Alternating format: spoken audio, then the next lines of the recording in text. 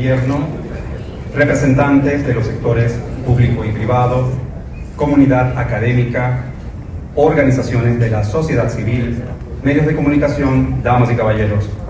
En nombre del Consejo Nacional de la Empresa Privada, CONEP, reciban un cordial saludo y bienvenidos al Foro Taller Modelo de Gestión para el Uso de los Recursos Naturales, un espacio de diálogo, intercambio de experiencias y construcción colectiva en torno al desarrollo responsable. Recibimos al doctor Gabriel Díaz Montilla, presidente de CONEP.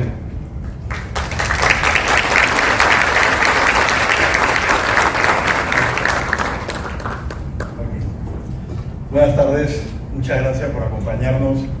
Me acojo los saludos protocolares, pero en especial quiero agradecer, felicitar y sobre todo incentivar a continuar asistiendo a toda la juventud que veo aquí hoy. Es importante porque todos estos temas de recursos naturales no son temas de un año, no son temas de 2 años, son temas de generaciones. Y ustedes, tarde o temprano, van a tener la responsabilidad, como hoy tienen otras personas, de tomar decisiones sobre qué tipo de modelo de desarrollo nosotros queremos tener en este bello país. Yo quiero empezar por una frase que se dice siempre en familia. Se dice que en familia no se debe hablar ni de política ni de religión. Y pareciera ser que los tiempos han añadido un tercer tema: no se debe hablar de ambiente. Y lo digo de esa forma porque genera opiniones encontradas, genera opiniones de cuestionamiento de edad, de ideología, de prioridades, de educación, de desarrollo, pero sobre todo del momento en el que vivimos. Y lleva reproches. Y creo que ese sí no es el camino. El camino es que podamos hablar. El camino es que podamos tener un foro como este, donde cada uno de ustedes tiene al frente dónde escribir y con qué, y podamos hacer estas mesas de trabajo. Una mesa de trabajo que podamos llevar a otro lugar. Y fíjense lo particular de este tema. No es tabú hablar de desempleo, pobreza multidimensional, hambre, seguridad, desarrollo social y sobre todo oportunidades. Eso sí lo hablamos todos los días y la mayoría de las veces quejándonos, no aportando una solución y no actuando en esa base. Entonces, ¿qué nos toca hacer aquí hoy? Y pensando en cómo quería igualar esta discusión o este debate, busqué algo que todos hemos escuchado alguna vez en la vida. Y sin pretender yo tomar posiciones de nadie y con mucho respeto, hago un paralelo con la muy citada muchas veces parábola de los talentos. Para el que la quiera leer, está en el Evangelio de Mateo. Un hacendado con 3 colaboradores le da a uno 5 talentos, a otro 2 talentos y a otro 1 talento. El que recibió 5 lo multiplicó, el que recibió 2 lo multiplicó, el que recibió 1 por miedo lo enterró. El reproche no vino al que tomó el riesgo, el reproche vino al que no actuó, al que no tomó riesgos, al que no midió la oportunidad que tenía. Entonces hoy yo quiero llevar eso a los recursos naturales. Los recursos naturales tienen una base y muchas veces hablamos de proteger el ambiente, hablamos de limitar el desarrollo, hablamos de, busqué los sinónimos aquí brevemente, en algún momento he escuchado, de defender, de asegurar, de cuidar. Y eso lo hemos igualado con detener, porque decimos la forma de cuidar es no hacer, la forma de proteger es no permitir que otros áreas. Y lo cuestionamos en todos los sentidos. No me refiero únicamente al tema de la mina, que es el gran elefante rojo que está en medio de toda la sala. Me refiero a los recursos hídricos, me refiero a los recursos agrarios, me refiero hasta a las oportunidades perdidas en la reforestación, porque a eso también nos oponemos. Entonces, los invito a pensar del otro lado de la mesa. ¿Qué tipo de desarrollo nosotros queremos tener si nosotros no somos capaces de gestionar el recurso natural? Y fíjense el término que he utilizado: gestionar. Gestionar es administrar.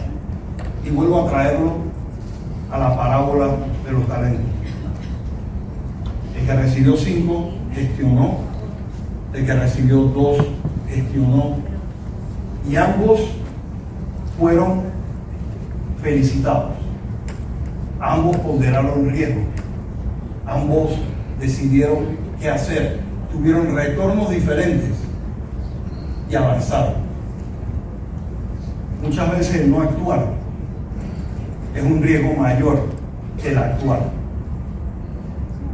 Por ende, estas mesas son el foro adecuado para que podamos encontrar ese balance, para que podamos dar el ejemplo a la sociedad que podemos encontrar puntos en común, y para que cada uno de ustedes sea la persona que divide el debate en su casa, de manera tal que ese tema del ambiente no sea tabú, de manera tal que ese tema del ambiente sea algo que podamos explicar y que nosotros podamos exhibir el liderazgo con la visión completamente necesaria que permita decir: esta es la forma, con estos controles, con estas garantías, con estos retornos, que nos permitan generar estas oportunidades y estas soluciones a la sociedad.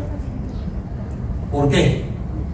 Porque la sociedad nos lo demanda, y las generaciones presentes que están aquí y las futuras que vendrán van a medirnos a cada uno de nosotros por las decisiones que tomamos en el hoy. No por los sueños fallidos, no por los miedos, y mucho menos por la inacción. Entonces, construyamos una visión, construyamos desde el sí y construyamos desde el por qué. Y con eso nosotros tendremos un modelo de desarrollo sostenible para las presentes y futuras generaciones, y que nos permitan hablar en esa misma mesa que aquí se mencionó anteriormente de las soluciones que dimos al desempleo, a la pobreza multidimensional, a la falta de educación, a la falta de oportunidades y a la desigualdad imperante en el país. Muchas gracias.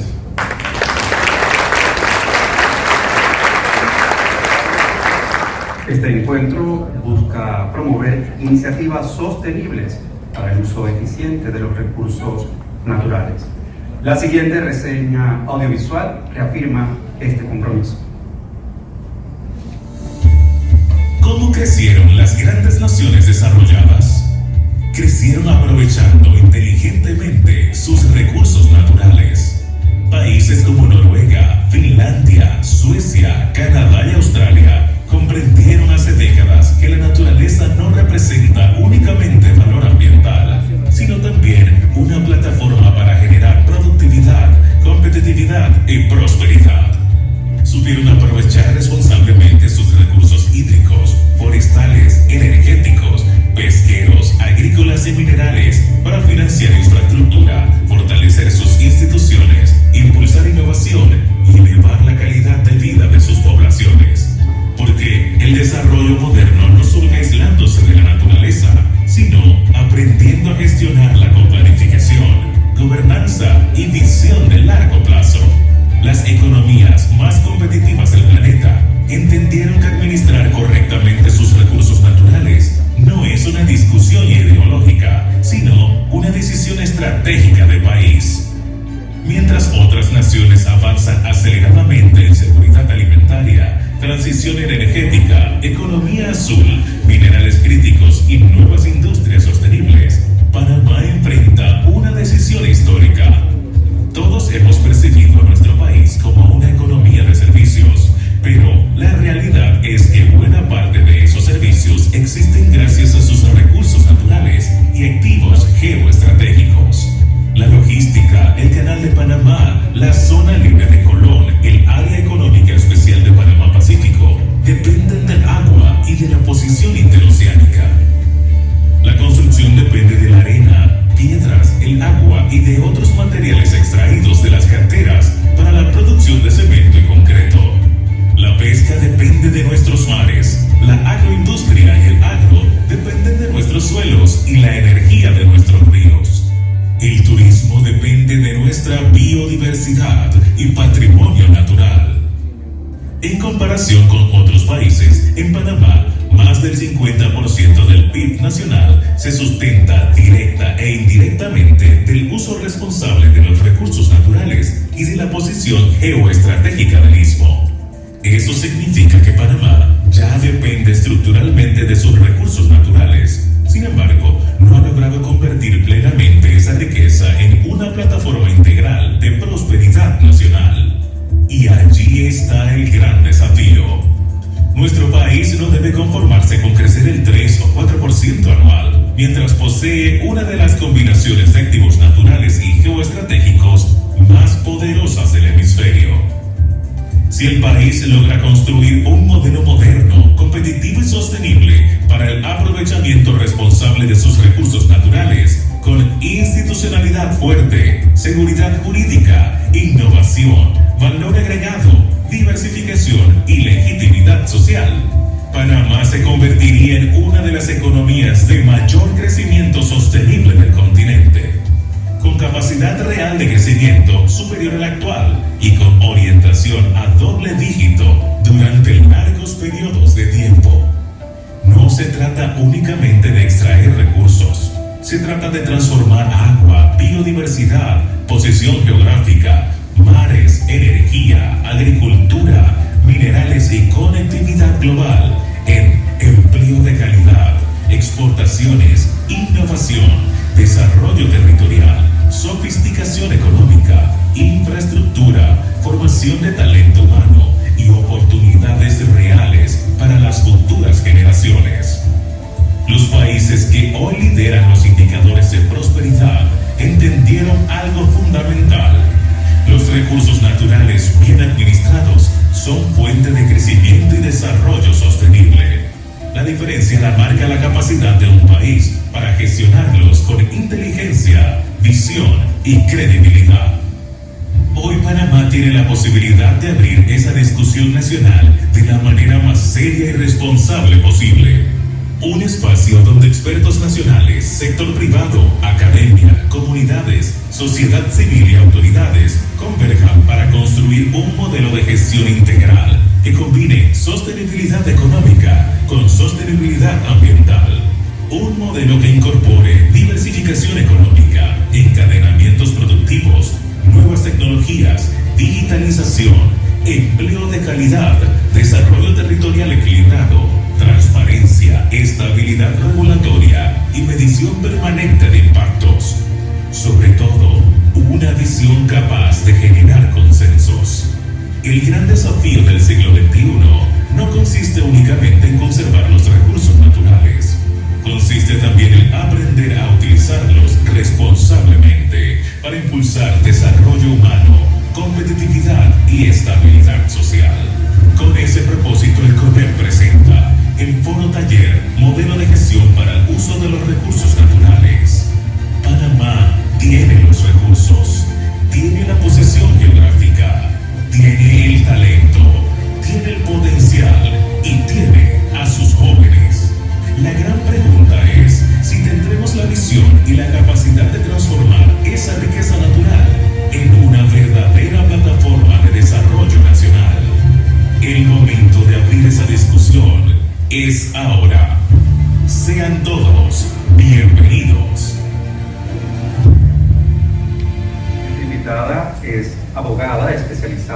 en Derecho Internacional Público y Derecho Ambiental. Cuenta con más de 20 años de trayectoria en temas de sostenibilidad, gestión social y gobernanza. Ha sido reconocida por su liderazgo y trabajo en la implementación de estrategias de acción climática, transición energética y procesos de diálogo. Con él se complace en recibir a la doctora Adriana Aurazo.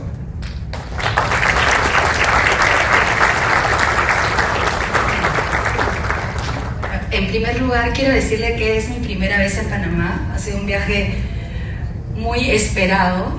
Creo que es un país que tiene, además de los maravillosos recursos naturales, creo que su gente. Y no ha habido minuto en este viaje que no me haya encontrado con gente entrañable, que se sienta orgulloso de su país y además que busca en ese futuro todo lo que hemos conversado hasta ahora, en ese gran video, que Panamá tenga un futuro sostenible.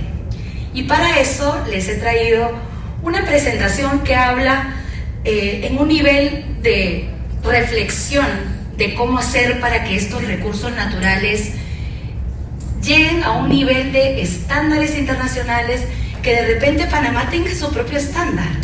¿Por qué no aspirar a eso? Y que digan, el estándar que propuso Panamá es el estándar global que todos deberíamos usar. Miren, qué bien. Ese es un gran reto.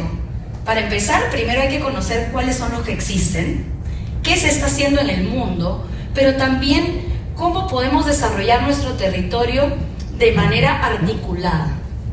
Y hablando de talento, como bien ha dicho el presidente Díez, ese talento, esa juventud que se tiene en este recinto y en Panamá, siempre nos habla de ese legado.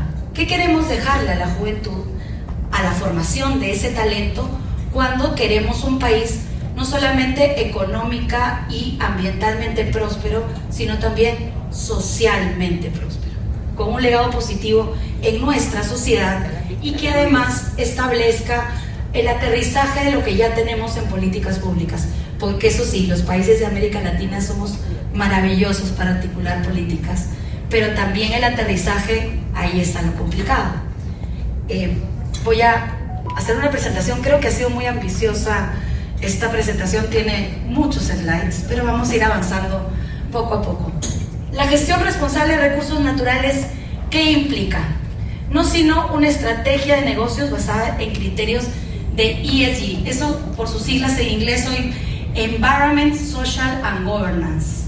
Esas tres patas no se pueden dejar una sin la otra.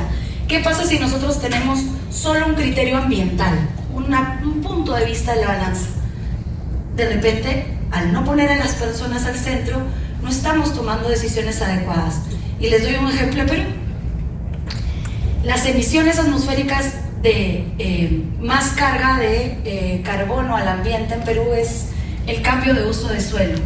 No es una actividad industrial, es el querer forzar al suelo a ser agrícola y no forestal. ¿Qué pasaría si entendemos que el suelo es forestal?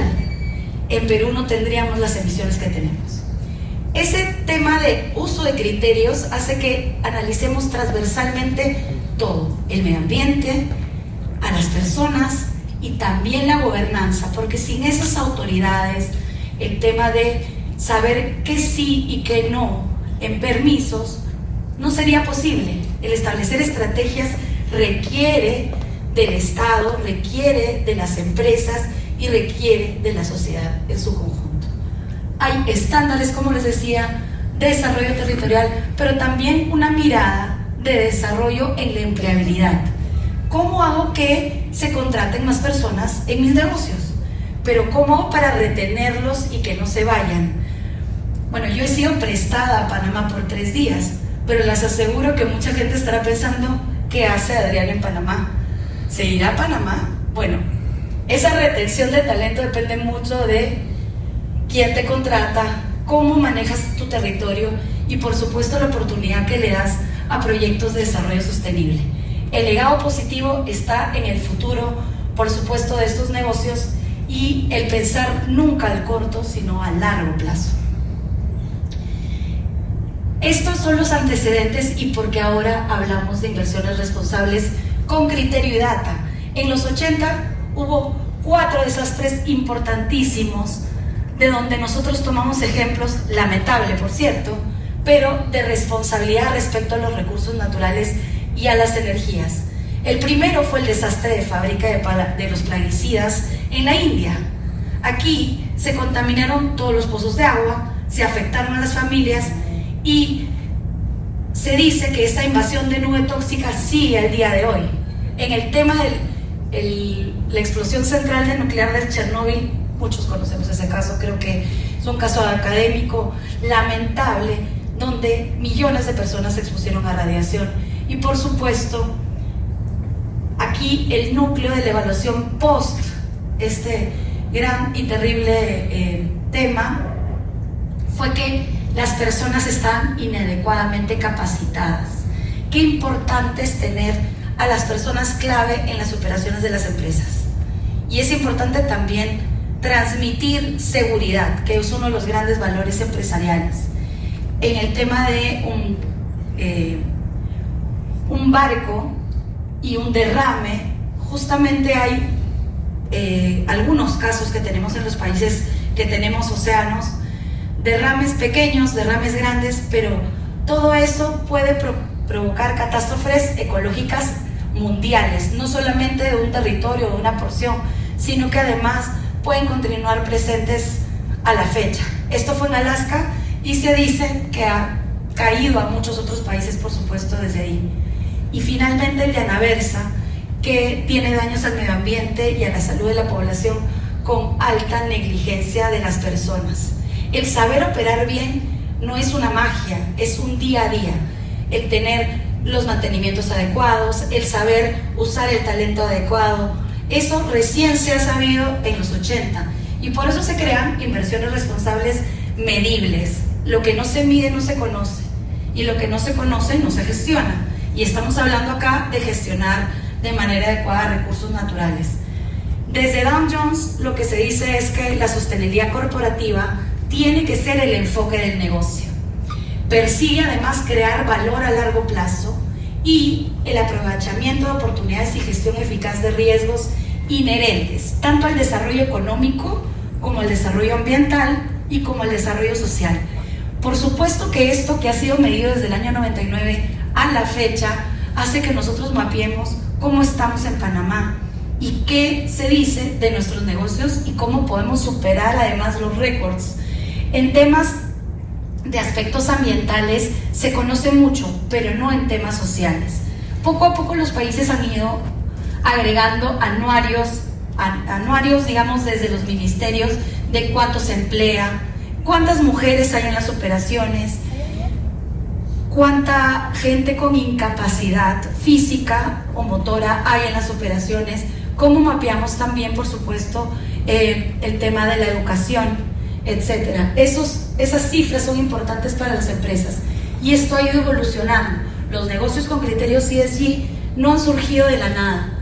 Salió desde la década de los 60, donde era todo conceptual, 70s y 80s seguían dándose temas más de enunciados, pero a raíz de todos estos problemas y hechos reales salen muchos de los principios que hoy por hoy tenemos que cumplir. Panamá, de hecho, ha hecho toda una serie de evaluaciones para cumplimiento de los objetivos de desarrollo sostenible. Son 17, pero ha priorizado sus objetivos. Y por eso creo que estamos sentados acá. Estos objetivos de desarrollo sostenible son globales. Y es de los criterios que nosotros tenemos que ponernos el mayor esfuerzo para poder no solamente cuidar el tema ambiental, como les digo, sino también el tema social. Uno de los grandes criterios, por ejemplo, en Perú, que nos hemos puesto muchas metas, pero lamentablemente todavía no se tienen resultados favorables, crece muy poco a poco, es el de la superación de la pobreza. Nosotros somos de los países que tienen en Latinoamérica más porcentaje de pobreza extrema, de hecho más que en Panamá. Entonces ese es un ODS que nos preocupa y tenemos que hacer inversiones responsables. Pero ¿dónde estamos en junio del 2026? Estos pilares son los más importantes, pero pueden surgir otros. Cuando nosotros discutamos en nuestras mesas sobre agua, sobre temas forestales, sobre temas de suelo. Tenemos que ver todas las aristas. El tema ambiental pasa por temas de cambio climático, por supuesto, recursos naturales con zonas de estrés hídrico, biodiversidad del suelo, abastecimiento de materia prima. Qué importante es saber que no solamente las actividades productivas son obligadas a cumplir con estos criterios, sino también toda la cadena de valor. Acá hablamos de cada pequeña, mediana o gran empresa. Y ustedes, que son los líderes de los sectores más importantes de Panamá, tienen que saber que todos y cada uno de nosotros somos importantes. Por ejemplo, el manejo de residuos. Qué importante es saber que tenemos que tener un proceso que al final va a sacar algo que no vamos a utilizar, pero que a otro le puede servir. ¿Y eso qué significa? Economía circular. Eso es sencillísimo. Y les cuento un proyecto. Yo tengo un econegocio muy pequeño en la comunidad donde yo trabajo, que se llama Mala Sostenible. Mala se llama la zona. De hecho, tenemos una campaña que dice Mala está buena, pero Mala, que así se llama ancestralmente, tiene un proyecto de plátanos y tiene un exceso en su cosecha. 30% del plátano se pierde. Entonces, ¿qué hicimos? Bueno, creo que, no sé si todos, pero acá creo que la mayoría somos fanáticos de los chips. Entonces hicimos banana chips. Y el banana chips, que en el Perú también ya tiene sabor a ceviche, con leche de tigre, ha hecho que Mala se sienta orgulloso de su plátano y de su agricultura, que lamentablemente cada vez tenía menos capacidad de uso de suelo. Esa capacidad de uso de suelo necesitaba fertilizantes. ¿Y qué hicimos? Investigamos que muchos de los productos del mercado, de los desechos del mercado, los cárnicos, etcétera, se iban hacia el agua. Los rescatamos, primero en baldes, y los volvimos fertilizante. Dijimos, el suelo tiene que estar fortalecido. Pero esos plátanos, con suelo más fortalecido, usaban mucho aceite. Y de ese aceite hicimos otro econegocio que hace sacagrasas y jabones para lavar la ropa. Todo eso se vende ahora por internet. Hay premios a la mejor vendedora. Y mis vendedores, ¿quiénes son? Los abuelos de la zona. Esos abuelos que decían, a mí mi hija me deja encargada al nieto, no me paga por eso, pero yo lo cuido porque lo quiero a mi nieto. Pero no tengo tiempo porque, señorita, tengo que estar ojito. Bueno, hagamos una guardería para esos nietos, cuentos, un proyecto de cuentacuentos, integrémoslos a las escuelas porque son niños muy, muy pequeños, pero que esa abuela sea productiva. Bueno, hay campeonas de ventas. Y los proyectos están siendo circulares e inclusivos. Con pequeñas, grandes ideas se pueden sacar muchas cosas, se fortalece la tierra, o sea, los suelos, tema del cual estamos hablando, pero también en el tema ambiental hay mucho que decir. La transformación y el pensar en las personas al centro es importante. En el pilar social, y ahí hay una serie de análisis, tenemos que ver quiénes son todas nuestras personas interesadas, cómo comunicamos, cómo vemos las necesidades de nuestras propias zonas. En el caso de Mala, volviendo al caso, nosotros nos dimos cuenta que la gente además se sentía orgullosa de la manzana, pero que había mucha anemia en la zona. Entonces dijimos, hagamos galleta con manzana y superemos la anemia, y ahí estamos con el proyecto de la manzana. Es algo pequeño, como les digo, la inversión es muy poca, pero la gente se siente reivindicada, sobre todo hace suyo sus propios productos que antes eran desechados o mal vendidos. ¿Qué pasa si nosotros decidimos en Panamá construir una estrategia de creación responsable de todos nuestros recursos? Sé que suena ambicioso, pero en esta sala se podría reconstruir el mundo, así que es mi oportunidad para hacer todas estas preguntas. Creo que nunca le he tenido, así que a eso. ¿Por qué? ¿Para qué? ¿Dónde? ¿Qué? ¿Con quiénes? ¿Cuándo? ¿Cómo? Todas esas preguntas, todos las tenemos. Desde los estudiantes que están acá presentes hasta el presidente 10, ¿sí o no? Todos. ¿Para qué? ¿Por qué? ¿Cómo hacemos esta estrategia de negocio? Bueno, No es sencillo, pero vamos a comenzar. ¿Por qué necesitamos establecer una estrategia de negocios en los recursos naturales?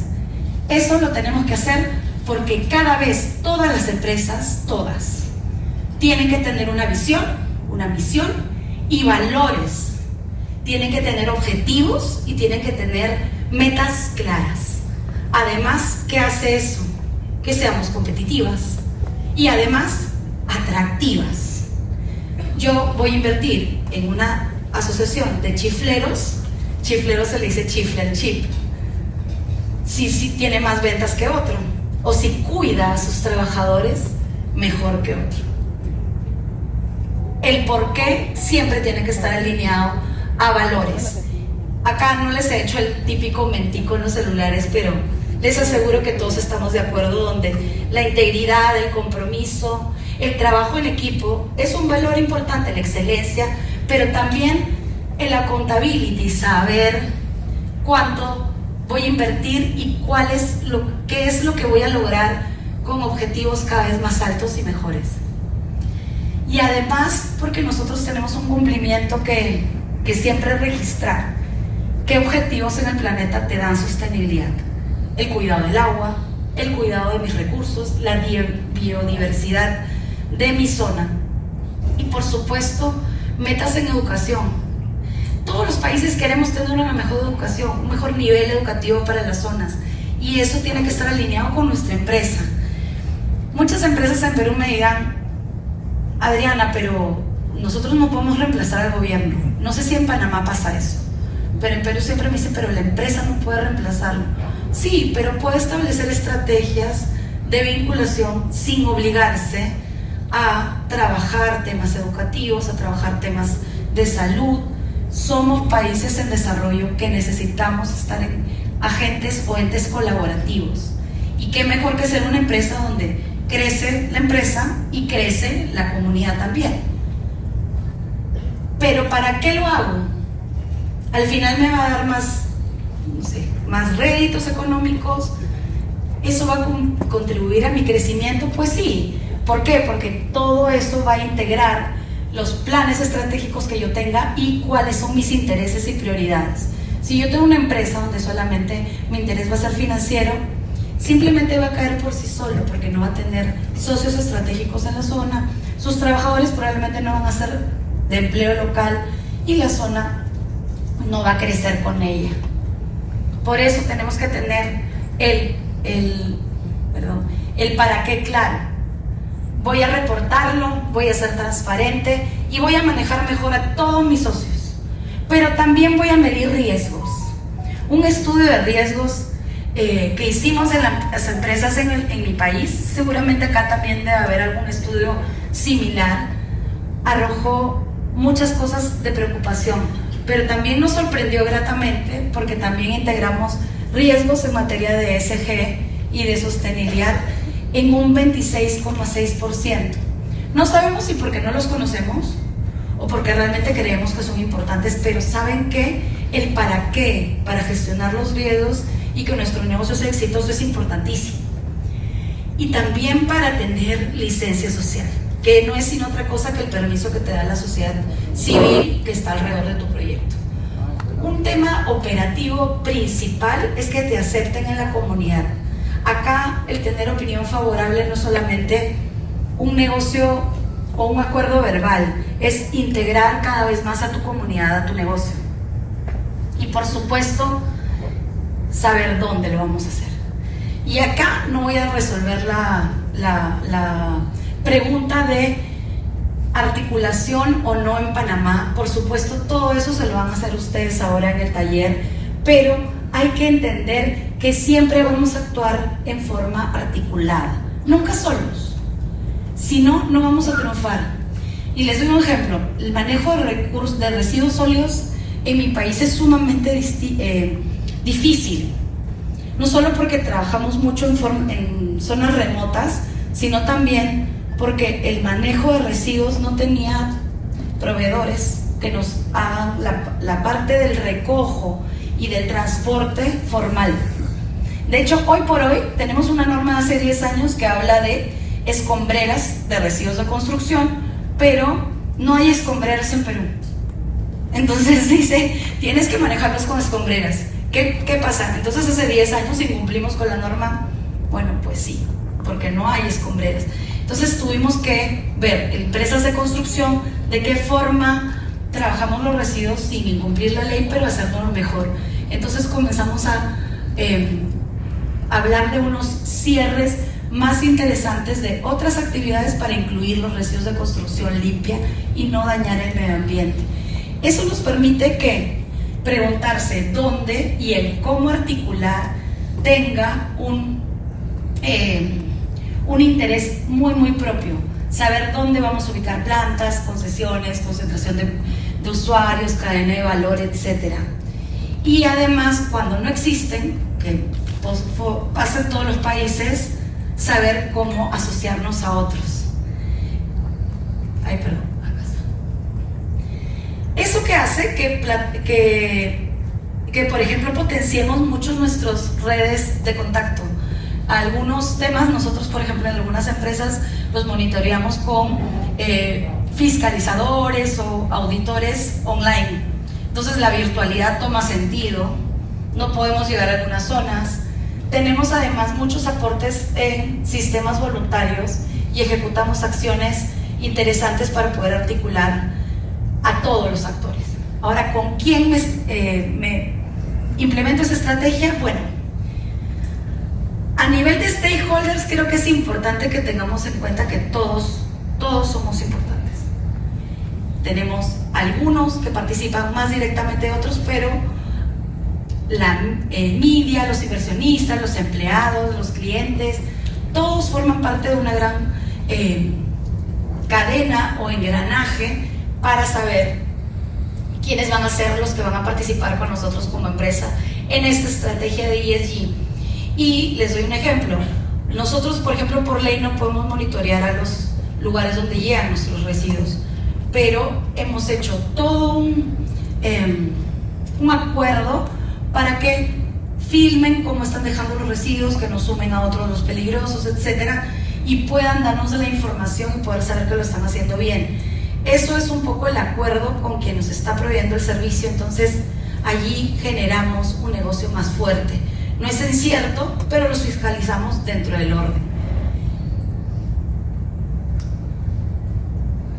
Hay grupos de intereses distintos para acciones distintas y para beneficios distintos. Por supuesto, acá creo que estamos presentes todos, pero podemos ofrecer con distintas acciones un valor a la sostenibilidad. De dónde parten las responsabilidades, pero también las ideas y cómo manejamos esa confianza y esa articulación entre todos. La generación de confianza, la imagen y la reducción de riesgos normalmente es un interés de la comunidad o de la sociedad civil, y eso hace que uno pueda articular en generación de alianzas los intereses. ¿Qué le interesa, por ejemplo, a un proveedor? Que sus proveedores sean capacitados en el negocio que ustedes hacen. ¿Qué les interesa a las personas del Estado? Bueno, tener una relación positiva y que el negocio funcione en las zonas. ¿Qué les interesa a los accionistas de esa empresa? Bueno, además de tener una inversión segura, generar información para tomar decisiones. En muchos países lo que se ha aterrizado en el tema de inversiones y sostenibilidad es que desde la banca, tanto nacional o multilateral, se generen algunos estándares. El IFC, el Banco Mundial, etcétera, todos tienen estándares globales que implementar dentro de sus esferas. Y de hecho, hace poco hemos tenido en el Perú un simposio internacional que habla sobre cómo articula el IFC sus estándares, pero ya no hay ninguna banca multilateral que no te establezca límites a la sostenibilidad. Entonces, en esta gestión de recursos también cabe anotar que existen análisis de quien te invierte en la zona. No solamente es que no le interese o la parte económica sea lo único que interese. Bueno, me va a dar un rédito de tanto por ciento al año. No, lo vas a hacer bien, tu comunidad va a estar a salvo, cómo va a ser el proyecto, cuánta agua vamos a usar, etcétera, etcétera, etcétera. ¿Cuánto? Bueno, es importante saber de KPIs, cuánto impacto, quiénes son mis beneficiarios. Y hoy por hoy los temas de criterios de ESG tienen que ver con reportes desde todos sus espectros, de gobernanza, de medio ambiente, sociales, y hay mecanismos de divulgación internacionales como el de Dow Jones que he estado comentándoles, también el Global Reporting Initiative, TCFD, y el nuevo índice de ESG que estamos hablando de en el mundo global. ¿Qué tenemos que financiar? Bueno, proyectos interesantes que se concreten en estas preguntas. Sé que el tiempo es muy corto, pero es importante que tengan sentido las preguntas que ustedes tienen ahora en sus mesas y que establezcan sus propios límites. ¿Y por qué les digo esto? Porque muchas de esas preguntas provienen de estándares internacionales. ¿Tenemos una política ambiental? Bueno, la política ambiental está en GRI, que es el Global Reporting Initiative, está en NIF, está en SAP, etcétera. Son estándares globales.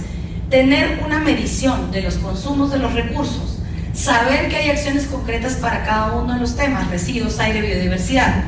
Tener además acciones concretas en lo social.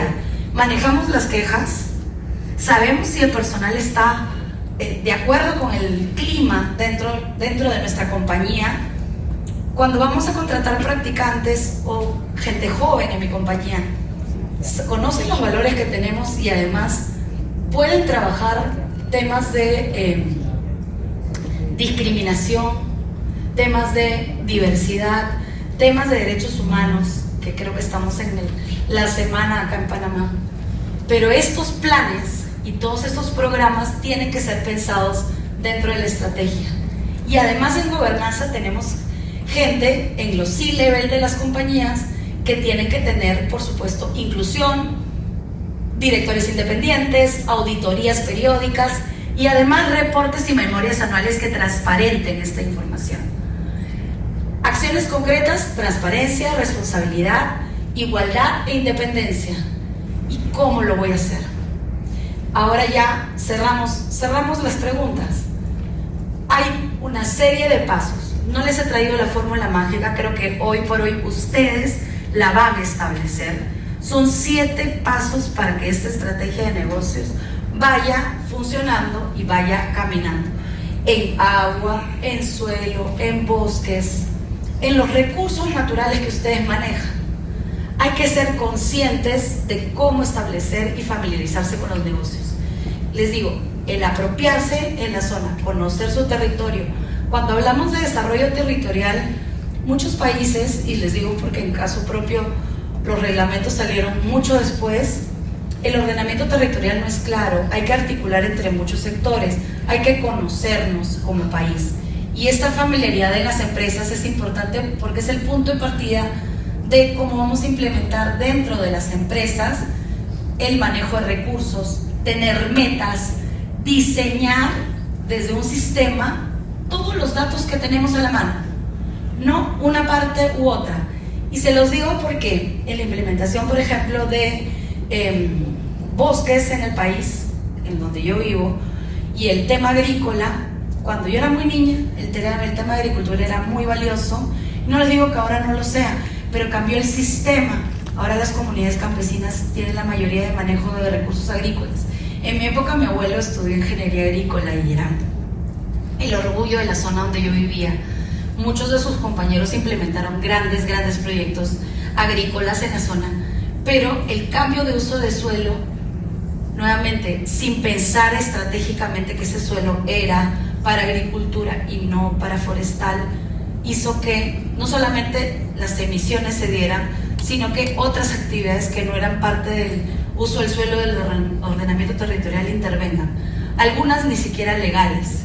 Entonces, hoy por hoy esa planificación es un poco complicada, porque nuevamente sacar gente del territorio cuando ella está, o proyectos, o implementar, no solamente es oneroso, sino también es complicado a nivel social.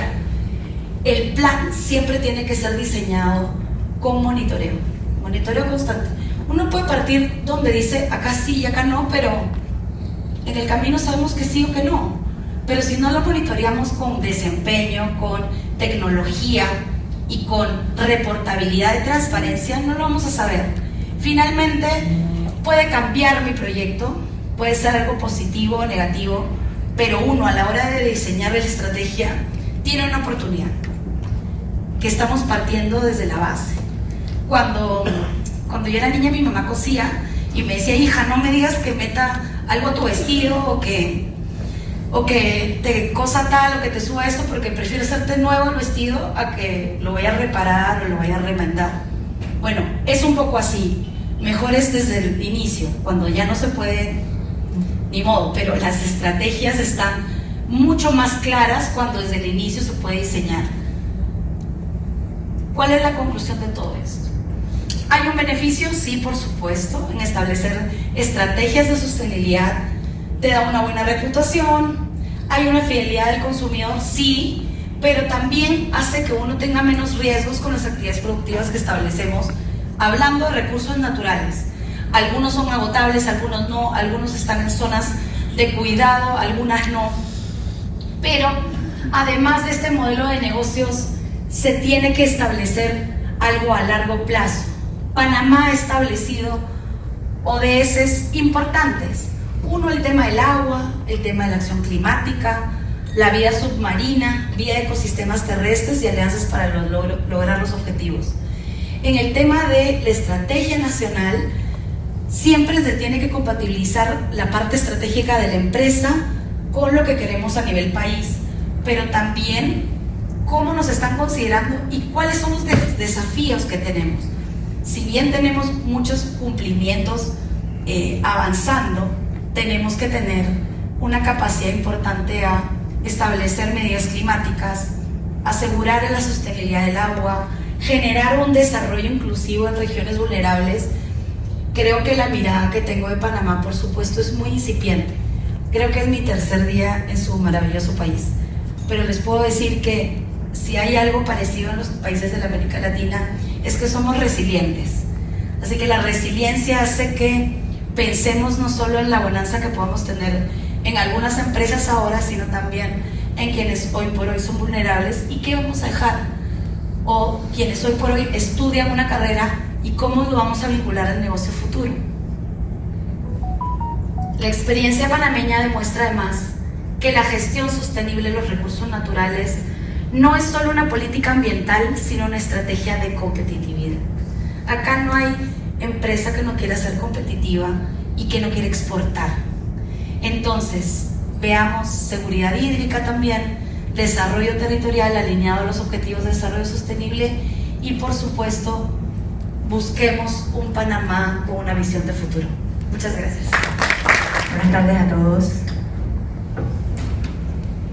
Me acojo a los saludos protocolares y quiero romper el protocolo y saludar a todos los estudiantes que están hoy aquí, comprometidos con su país, comprometidos con el ambiente, comprometidos con la naturaleza, con los recursos naturales, y que sabemos que en cada universidad y cada espacio académico en el cual cada uno de ustedes pertenece, están viendo este tema como un tema prioritario. Hoy no estamos aquí para hablar únicamente de recursos naturales. Estamos aquí para hablar de cómo transformamos esos recursos en bienestar, competitividad, empleo y desarrollo sostenible para el país. Esta tarde nos reúne a todos un objetivo común, que es el de construir propuestas que contribuyan al fortalecimiento de la gestión y el uso sostenible de los recursos naturales de Panamá. Para lograr esto, trabajaremos en mesas sectoriales integradas por representantes del gobierno, sector productivo, academia, sociedad civil y especialistas. La diversidad de las mesas es parte de esta estrategia, porque los desafíos que enfrentamos hoy requieren múltiples perspectivas para construir soluciones más sólidas y viables. Eso es lo enriquecedor de la articulación y la vinculación cuando trabajamos con los 4 ejes de desarrollo para poder beneficiar a todo un país. Cada mesa estará enfocada en uno de los cuatro recursos priorizados: agua, suelo, minerales y bosque. Esta metodología se ha diseñado para transformar el conocimiento y la experiencia que tiene cada uno de ustedes presente en esta sala. Cada mesa tiene un dispositivo, tablet o una computadora, un iPad, en la cual cada uno tiene un relator y tiene un facilitador. Pero se van a tocar 4 ejes transversales para poder desarrollar las estrategias que se va a visualizar al finalizar la tarde.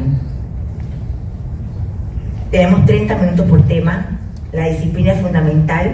Hoy el tema más importante no solamente es el agua, es el tiempo que tenemos. Tenemos que hacer uso efectivo y gestionar el tiempo. Hay que ser disciplinados. Y quiero enfatizar que el producto esperado para finalizar esta jornada no es una recopilación de las opiniones aisladas. Queremos buscar generar propuestas organizadas, priorizadas y construidas de manera participativa para que sirvan como insumo y fortalecer la toma de decisiones y la construcción de un modelo de gestión para el uso de los recursos naturales. Cada módulo tiene un propósito específico. La estrategia no estamos buscando limitar una conversación, sino más que todo ayudar a enfocar esta energía de cada grupo. Quiero hacer un paréntesis para mencionar que estas 4 dimensiones, la ambiental, la económica, la social y la de gobernanza, en la cual vamos a trabajar en la mesa, tiene que ser enfocado de acuerdo a nuestros propios criterios, nuestras experiencias, nuestras sapiencias, nuestros saberes. Por eso la mesa está conformada de manera muy diversa, con diferentes pensamientos. Seamos analíticos, seamos críticos, pero con responsabilidad, porque es la gestión de nuestros recursos naturales la cual vamos a ver hoy aquí. Es la oportunidad para que seamos escuchados, para que nuestros pensamientos que tenemos día a día y que generalmente no lo podemos transmitir, queden plasmados en un documento de política pública, pero que no se quede en un documento frío, sino que sea un documento vivo, de la cual siempre podamos pasarnos allí con esa evidencia de que fuimos partícipes, porque para eso la ciudadanía tiene voz. Es un tema de compromiso, de consensuar y de unir los diferentes pensamientos y criterios con el respeto que todos merecemos de acuerdo a nuestras experiencias. Así que bienvenido a este foro de nuestro recurso más valioso, tiempo y recursos naturales. Muchas gracias.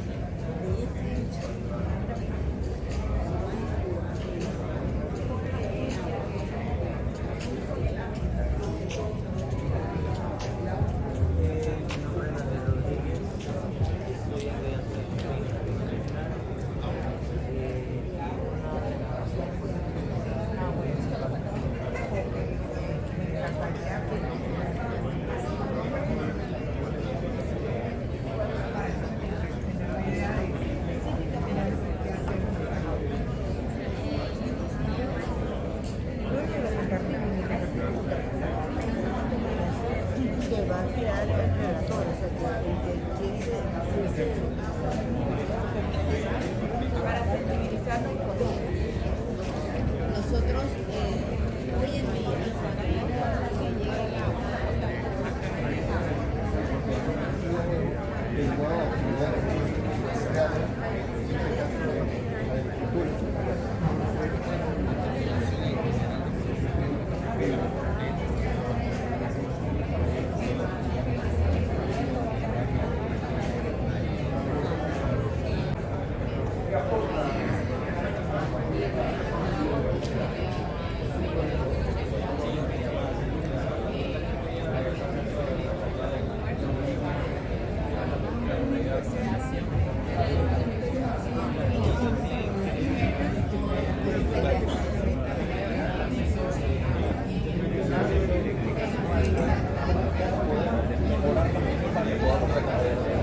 Más del agua que no haya tanto de personas. ¿Quién está de acuerdo? Estamos mayores, ¿qué otra cosa?